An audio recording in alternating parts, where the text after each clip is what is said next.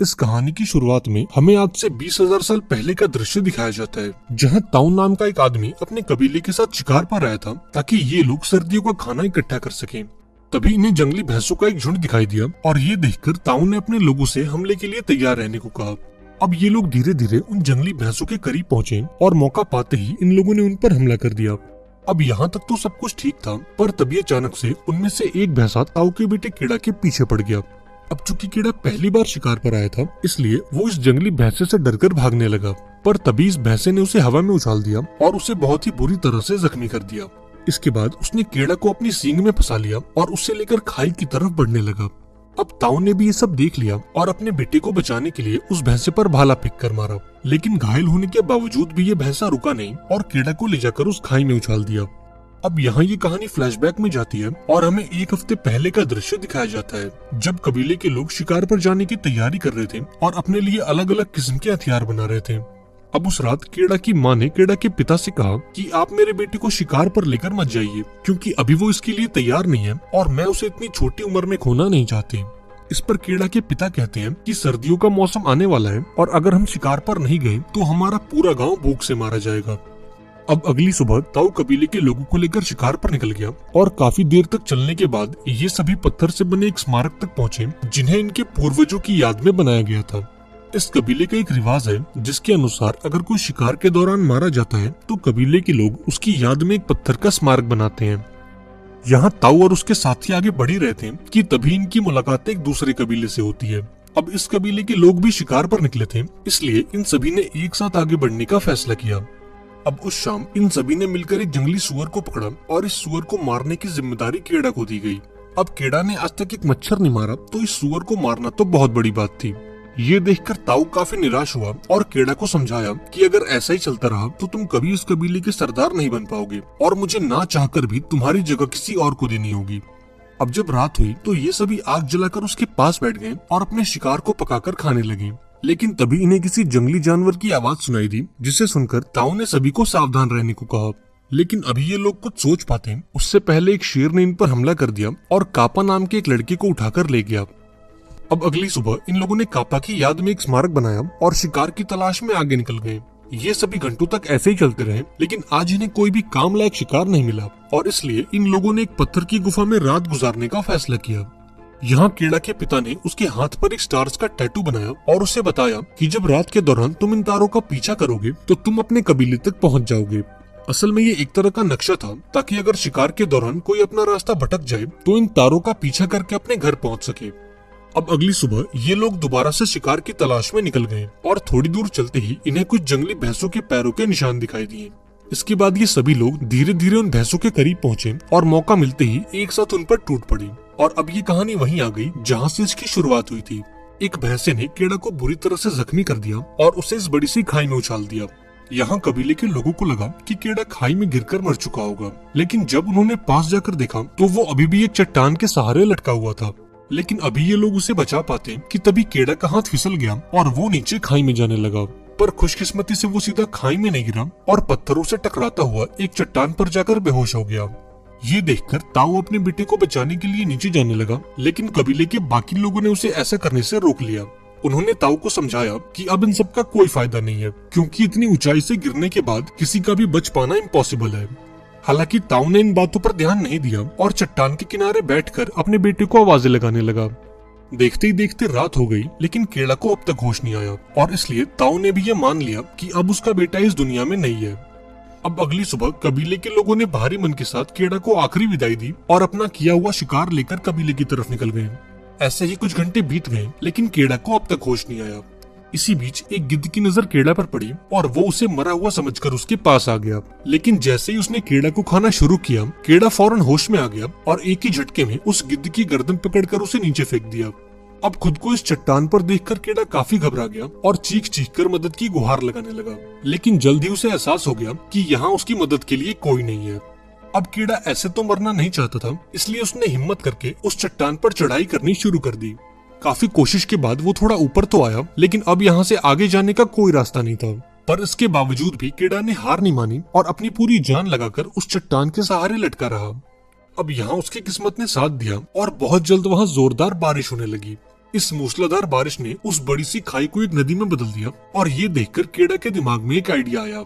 अब चूंकि केडा को तैरना आता था, इसलिए उसने पानी की गहराई का अंदाजा लगाया और हिम्मत करके नीचे कूद गया। लेकिन वो पानी में गिरते ही बेहोश हो गया और जब अगली सुबह उसे होश आया तो वो एक नदी के किनारे पर पड़ा हुआ था। अब केडा जिंदा तो बच गया था, लेकिन उसके पाँव की हालत इतनी खराब थी कि वो उसे ठीक से हिला तक नहीं पा रहा था। दरअसल इतनी ऊंचाई से गिरने के चलते उसके पाँव की हड्डी खिसक चुकी थी और उसका पाँव पूरी तरह से सूज चुका था। अब केडा ने हिम्मत करके अपने पैर को पत्थरों के बीच फंसाया और अपनी उस हिली हुई हड्डी को ठीक किया। इसके बाद उसने एक लकड़ी को यूज करके अपने पैर को सहारा दिया और फटाफट से उस चट्टान के ऊपर पहुंचा जहां से वो नीचे गिरा था। ऊपर पहुंचकर जब उसने अपने नाम का स्मारक देखा तो वो पूरी तरह से टूट गया और फूट फूट कर रोने लगा। तभी उसने कुछ अजीब सी आवाजें सुनी और जब उसने पीछे मुड़कर देखा तो उसकी नजर भेड़ियों के एक झुंड पर गई। अभी वो कुछ सोच पाता कि तभी इन भेड़ियों ने उस पर हमला कर दिया और तेजी से उसकी तरफ बढ़ने लगे।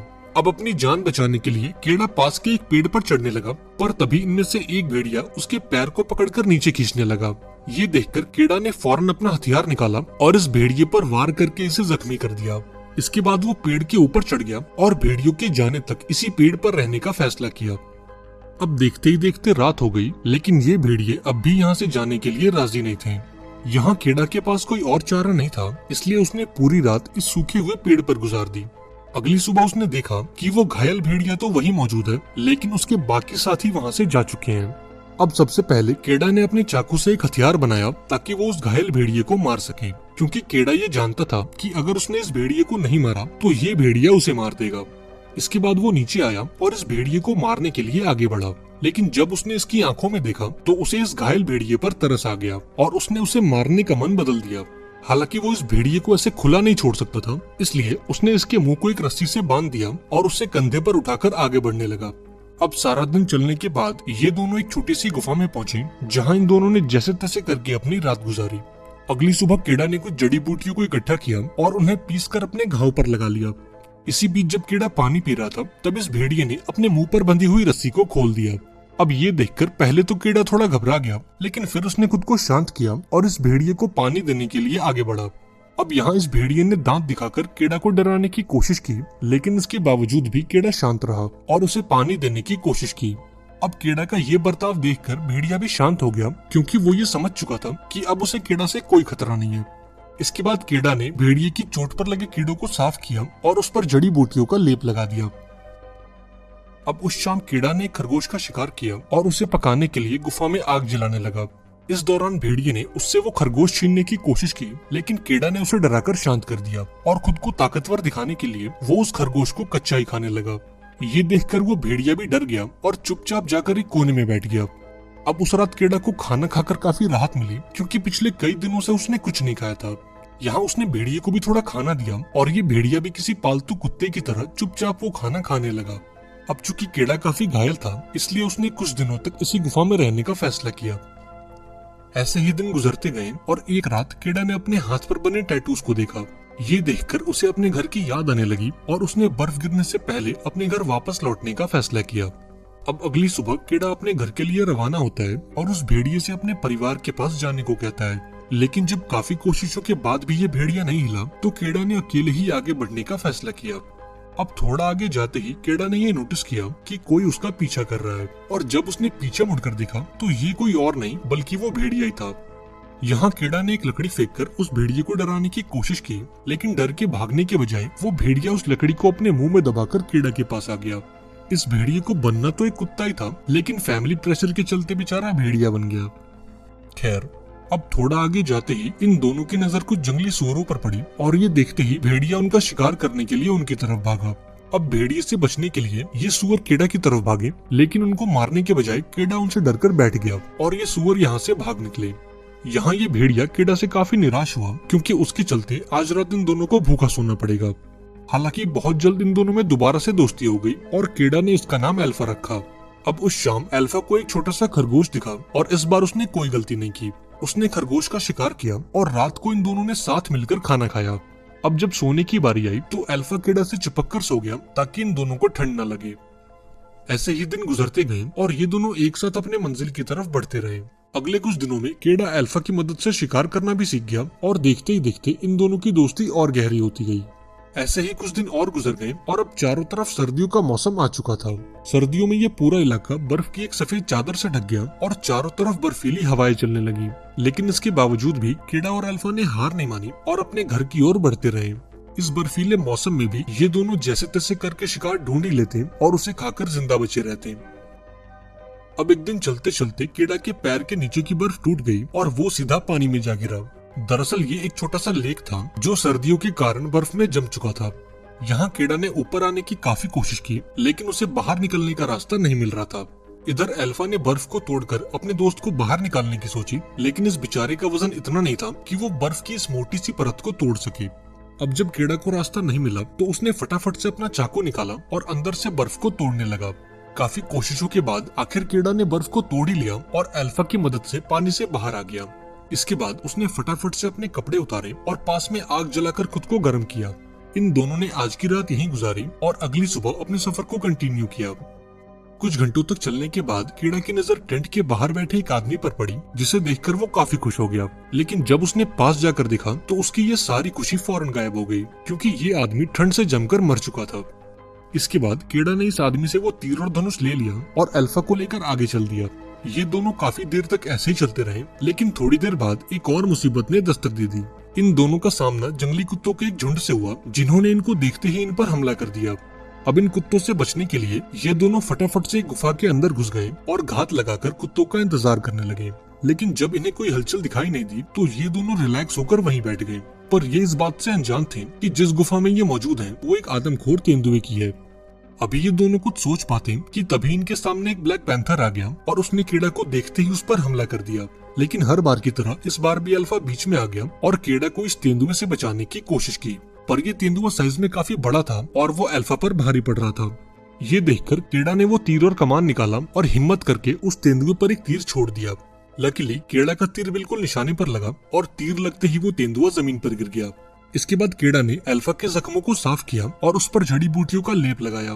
कीड़ा अल्फा का शुक्रगुजार था, क्योंकि इस सफर में न जाने कितनी बार अल्फा ने उसकी जान बचाई थी और इसलिए वो अल्फा को अपने साथ घर ले जाना चाहता था। अगली सुबह इन दोनों ने दोबारा से अपने सफर को कंटिन्यू किया और धीरे धीरे आगे बढ़ते रहे। कई घंटों तक चलने के बाद आखिर में कीड़ा को वो स्मारक दिखाई दिया जिन्हें हमने मूवी की शुरुआत में देखा था, और इसका मतलब ये था कि अब ये दोनों अपनी मंजिल के काफी करीब हैं। ये देखकर कीड़ा काफी खुश हुआ और आगे बढ़ना जारी रखा। लेकिन इसी बीच अल्फा जमीन पर गिर गया, क्योंकि अपने जख्मों के चलते वो काफी कमजोर हो चुका था। ये देखकर कीड़ा समझ गया कि अब अल्फा अपने पैरों पर नहीं चल पाएगा, इसलिए उसने अल्फा को अपनी गोद में उठा लिया और धीरे धीरे आगे बढ़ने लगा। आखिरकार उसकी ये मेहनत रंग लाई और एक जगह पर पहुंचकर उसे दूर से अपनी बस्ती दिखाई दी। इतने दिनों बाद अपनी बस्ती को देखकर कीड़ा की खुशी का तो ठिकाना नहीं था। इसके बाद वो फटाफट से अपनी बस्ती में पहुंचा, जहां पहुंचते ही वो जमीन पर गिर गया। अब जब कीड़ा के माता पिता ने उसे देखा तो उनके पैरों तले जमीन खिसक गई और उन्होंने फौरन कीड़ा को अपने गले से लगा लिया। यहाँ कीड़ा ने ताऊ से कहा कि वो किसी भी हालत में अल्फा को जिंदा बचा लें, और इतना कहते ही वो बेहोश हो गया।